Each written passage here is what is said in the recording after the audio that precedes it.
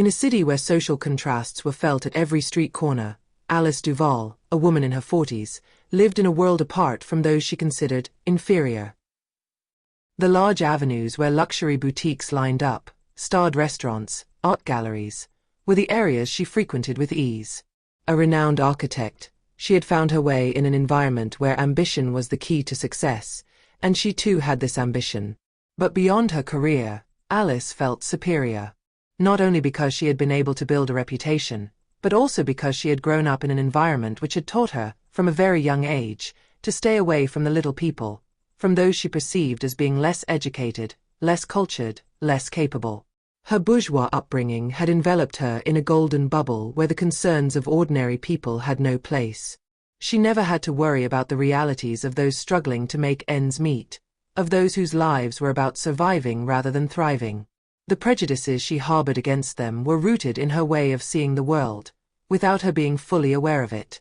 For Alice, those who did not move within her circle, within her sphere of comfort, were simply inferior. Their daily lives, their problems, their struggles, were just details that she had neither the time nor the desire to worry about. This feeling of superiority, which she wore like a comfortable coat, took her every day to places where elegance and perfection seemed to be the only criteria of value. On this particular day, a winter afternoon, Alice was heading to her usual café, a chic and refined place in the heart of downtown. This café, with its sleek furniture, modern artwork hanging on the walls, and cozy atmosphere, was a sanctuary for her. The intoxicating smell of freshly brewed coffee hung in the air, and the soft, discreet conversations were the background sound of what seemed to be a parallel world, far from the cacophony of everyday life. She liked to come there, sit on a velvet chair, and observe the other customers, all, like her, dressed in neat clothes, speaking with confidence, and displaying a certain refinement. This café was more than just a meeting place. It was a symbol of what Alice considered high society. It was there that she felt at home, surrounded by people who, like her, had succeeded. But that day, this peaceful setting was going to be disrupted. When she entered the café, her gaze immediately fell on a young woman sitting alone at a table. Marie, the young woman, was around 18 years old. She was immersed in a book, looking concentrated, her eyes absorbed in the words, her lips lightly murmuring barely audible sentences. However, it wasn't his book that immediately caught Alice's attention. No, it was the wheelchair in which Marie was installed. Alice, despite her brilliant career and cultivated appearance, was not used to meeting disabled people in these circles. They were, like the young woman, invisible in his world. And then there was his skin. Marie was black. The contrast with the orderly environment of the café was striking. Alice, who still thought she was in control of her judgments, let her eyes rest on Marie's figure, a strange feeling forming in her mind. But it wasn't just the wheelchair or the color of her skin that bothered Alice. It was the whole thing. The presence of the young woman seemed to occupy too large a space in this place. She didn't fit in. She was an intrusion into a well-ordered universe. It was a silent but undeniable presence, an interruption that, in Alice's mind, did not deserve to exist in this environment. Without thinking, almost automatically, Alice sat down at a table close to Marie. Her gaze fell on the young woman one last time, then she looked away and began to speak, as if nothing had happened, as if the scene around her remained unchanged. She whispered in a low voice at first, thinking that no one would hear her words. It's unbelievable, these people, who dare to come to places like this. Someone should tell them that this is not their place. A café like this is for people like us, not for them. These words had come out almost naturally, a sort of stream of raw thoughts that she hadn't even bothered to control. She believed herself invisible in her own arrogance, believing that her social position and aura of respectability protected her from judgment. She felt like her thoughts were spreading through the air without any consequences. What she hadn't anticipated was that the young woman would hear her. Marie slowly turned her gaze towards her, and an immense sadness shone in her eyes. The meeting of their eyes was brief, but impactful. Alice froze in place, a feeling of unease slowly making its way through her usual arrogance. The young woman said nothing, she did not protest, but her silent presence seemed to weigh on the room. An invisible tension had set in. Alice, feeling her own power of authority, smiled, as if to reassure herself. She thought there was no harm in being honest, that her judgments were deserved. But the atmosphere changed when a scream suddenly tore the tranquility of the café. Marie, with a clumsy but resolute gesture, accidentally knocked over her cup of tea. The hot liquid splashed across the immaculate tablecloth, gushing across the table and, in a flash of surprise, even reaching Alice's impeccable clothes. The moment seemed suspended, time dilating, and a bursting anger rose within Alice, uncontrollable, like a breaking wave. She stood abruptly, her legs shaking with adrenaline, and stared at her with steely eyes, frozen with contempt. The young woman's look, lost and embarrassed, only further inflamed Alice's anger. His thoughts, usually so refined and measured, turned into a whirlwind of raw judgment. You really don't know where you are, do you? You have nothing to do here, you're not used to these kinds of places. It's no wonder you made such a mistake. The words, full of contempt, flew from his lips like projectiles. His tone betrayed an old grudge, a buried notion of inferiority that had never been more evident. Marie, embarrassed and trembling, searched for a way out, an escape in her words, but all she managed to articulate was a fragile, "I'm sorry," a whisper of innocence that never managed to touch the hard surface of Alice's pride. But Alice, in her arrogance, was already too carried away to hear the young woman's plea. Before Marie could even say anything, Alice interrupted her with a sharp, sharp gesture. "Oh, sure, apologize. It's just a matter of good manners, huh? But you can't hide what you are." His words, like sharp claws, sank into the air, and the glare of their cruelty echoed through the silent café. She didn't realize that she was no longer talking just about the spilled tea incident, but about the whole situation, about Marie, about her very existence. She had blurted out her judgments without even thinking about them, as if she had the right to judge everything, to define everything. Marie, silent, lowered her eyes, as if each word spoken by Alice inflicted a new wound on her. Her fingers tightened around the handle of her wheelchair, as if clinging to a form of dignity that seemed to evaporate under the weight of contempt. Alice, satisfied with her own responsiveness, turned away, ready to leave this place which no longer seemed to have anything refined in her eyes. But as she was about to go through the door, a calm and confident voice called out to her, breaking the moment of flight in which she found herself. "Madame Duval, you are Alice Duval, right?" Alice froze, her heart racing for a moment. She turned around abruptly, impatient to escape this scene that made her so uncomfortable. Before her stood a man, young, well-dressed, but with a simplicity that contrasted profoundly with the cold elegance that she cherished so much.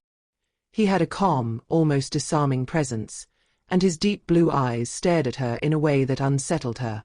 "I am Samuel, Marie's father," he explained with a certain dignity, his piercing gaze staring into Alice's. His words were simple, but they carried a quiet strength, a gravity that Alice's pride had not anticipated. A cold shiver ran down Alice's spine. She felt an uneasiness growing inside her, a feeling of vulnerability that she had never known. "What do you want?" she asked, the words cutting, more brusque than she intended. She suddenly felt trapped, as if a weight of responsibility was weighing on her shoulders. Samuel, unfazed, continued calmly, "I want to talk to you about what you just said to my daughter. You see, my daughter never had the chance to live like others. She had to fight for every little step in this life. You humiliated her here in public, without even bothering to understand who she is." His words were measured, but each syllable struck like a hammer blow to Alice's armor. He spoke in a way that echoed something within her, something she had long ignored, human dignity, beyond appearance and social status. Samuel continued, his tone still calm but firm. "And you know what? This isn't even the first time that Marie has been treated this way. But she doesn't let it get her down. She continues to move forward, despite everything." The dignity that emanated from him contrasted with the inner turmoil of Alice, who felt overwhelmed by contradictory emotions. Alice stood there, frozen, not knowing what to say. The young woman she had humiliated a few moments earlier had a father. A man who obviously knew what suffering was, but who carried within him a form of strength that Alice had never imagined. Samuel's words were a silent slap, a truth that escaped him. "I don't think you realize what you did, or what you said," he continued, his gaze fixed on Alice's, offering her a mirror in which she saw herself, not as the great architect of the world, but as an ordinary, fallible woman. "But know that every word of contempt you said today, Mary heard it. And every word of hatred, she took them, but she never let them define her." The silence that followed was heavy, almost unbearable. Alice felt as if the walls of the cafe were closing in around her, like an invisible cage in which she found herself locked. For the first time in her life, she felt as vulnerable as Marie must have felt under his attacks.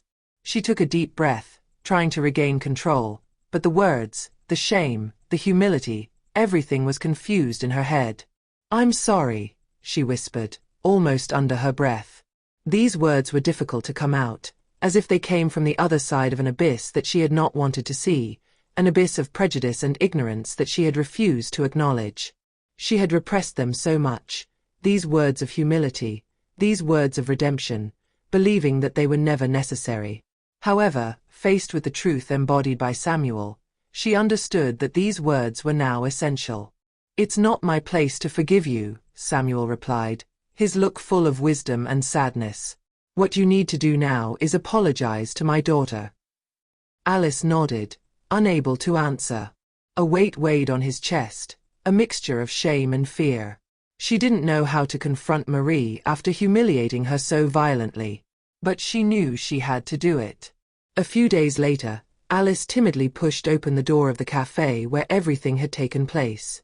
The place seemed strangely different to him, as if the air was heavier there, laden with the weight of his mistakes. His heart was racing, drumming in his chest in time with his apprehension.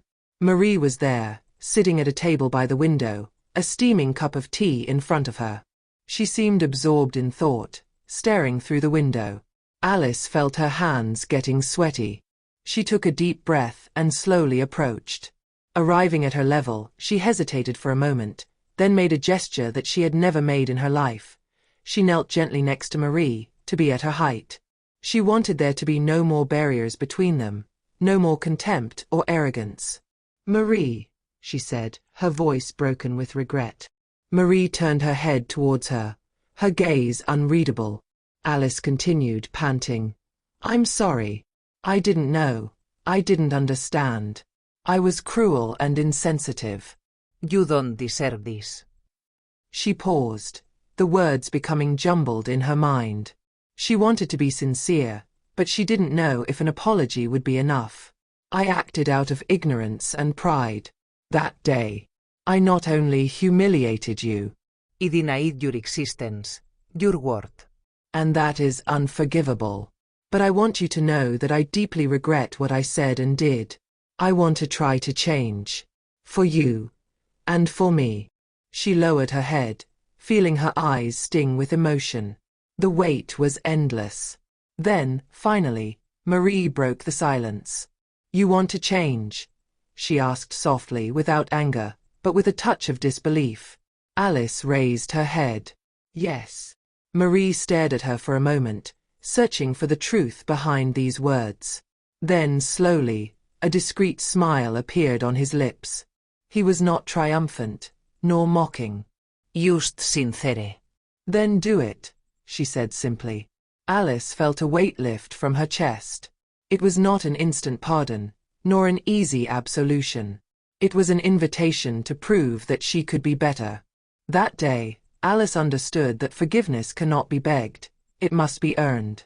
She could never undo the humiliation she had inflicted on Marie, but she could make sure it never happened again. Not with her, nor with anyone else. She began a journey of self-questioning. She read, listened, learned. She attended conferences and got involved in associations that helped her see the world beyond her own prism. She met people she would never have met before, and for the first time, she understood that true wealth did not lie in social status, but in the humanity shared between individuals. Over time, Alice became a different woman. She no longer asked for forgiveness, she worked to earn it. She knew her past mistakes would always haunt her, but they became the foundation on which she would build a more just future. And one day, when she came across Marie by chance in the street, she was surprised to see that the latter gave her a smile, a real one this time. It was then that she knew she was finally on the right track.